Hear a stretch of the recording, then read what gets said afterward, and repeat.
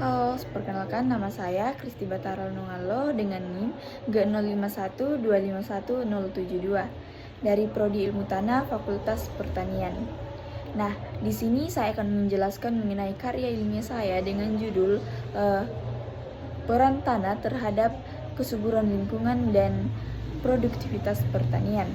Nah, di sini yang pertama ada peran tanah dalam lingkungan, yaitu tanah merupakan komponen fundamental ekosistem darat yang menopang kehidupan manusia, hewan, dan tumbuhan, kemudian berfungsi sebagai media tumbuh tanam, tempat berlangsungnya proses biologis, dan penyimpanan air serta unsur hara.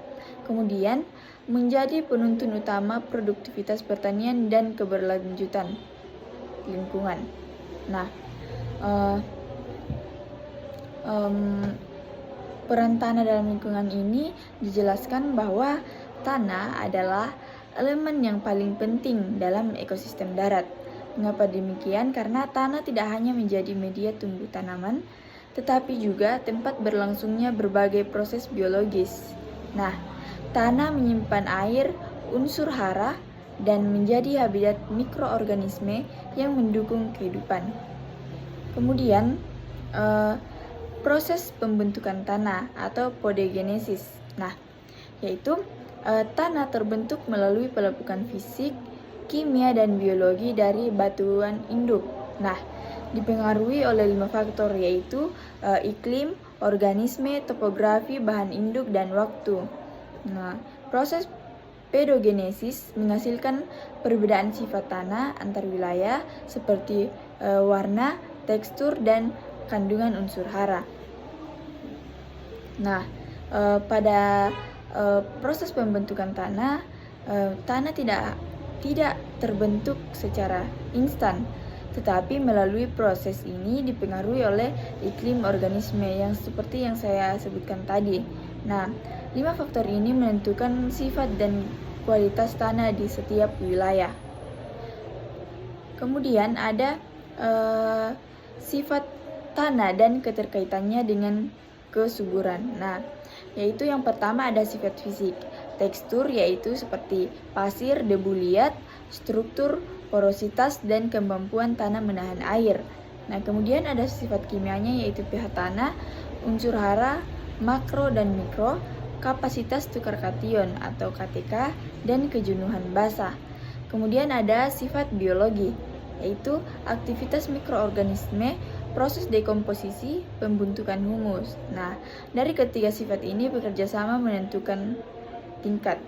Nah, pada ini dijelaskan bahwa sifat fisik, kimia, dan biologi tanah bekerja sama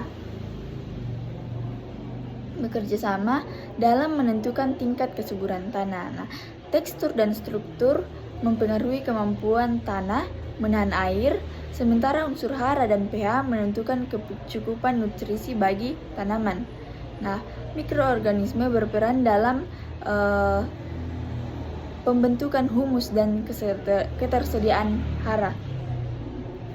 Kemudian ada penyebab degradasi tanah. Nah, penyebab degradasi tanah ini di sini ada 5, yaitu yang pertama deforestasi dan konversi hutan menjadi lahan pertanian atau pemukiman. Kemudian pertanian intensif dengan penggunaan pupuk dan pestisida kimia secara berlebihan. Kemudian erosi akibat hujan, angin, dan pengolahan tanah yang tidak tepat.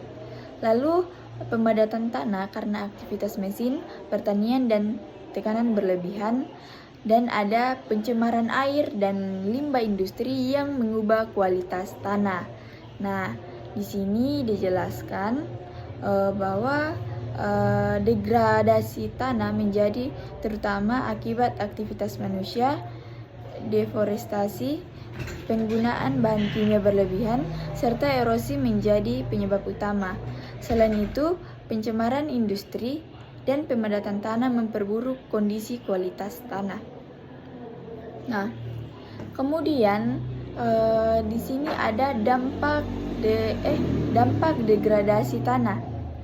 Nah, tadi ada penyebabnya dan sekarang ada dampak degradasi tanah, yaitu Yang pertama, penurunan kesuburan akibat hilangnya bahan organik dan unsur hara. Kemudian, berkurangnya kemampuan tanah menyimpan air sehingga tanaman rentan kekeringan. Ada juga gangguan pada populasi mikroba tanah yang berperan dalam pembentukan humus, serta penurunan produktivitas pertanian yang berdampak pada ketahanan pangan nasional. Nah, dan kerusakan ekosistem akibat hilangnya fungsi tanah sebagai penyangga lingkungan. Nah, di sini dikatakan bahwa dampaknya sangat luas, mulai dari turunnya produktivitas pertanian hingga terganggunya keseimbangan ekosistem. Bila dibiarkan, degradasi tanah dapat mengancam ketahanan pangan dan kesehatan lingkungan. Kemudian di sini ada strategi konservasi tanah. Nah, strategi konservasi tanah ini ada 4, yaitu yang pertama konservasi mekanik, di mana terasering saluran pembuangan air dan pembuatan guludan untuk mengurangi erosi. Kemudian konservasi vegetatif. Nah, konservasi vegetatif yaitu agroforestry, reboisasi dan penanaman tanaman penutup tanah untuk menjaga struktur tanah. Kemudian ada konservasi kimia. Nah, pengapuran tanah masam, penambahan bahan organik, pupuk kompos dari bahan biokar. Kemudian ada pertanian berkelanjutan. Di dalamnya yaitu rotasi tanaman, minuman tilage, pertanian organik, dan pemanfaatan pupuk hayati. Nah, pada strategi konservasi tanah memiliki 4 strategi konservasi utama, yang seperti yang saya katakan tadi, konservasi mekanik, vegetatif, kimia, dan pertanian berkelanjutan. Nah, semua metode ini bertujuan mempertahankan struktur tanah, meningkatkan bahan organik, dan mencegah erosi. Kemudian pengelolaan tanah harus dilakukan secara terpadu dan berkesinambungan.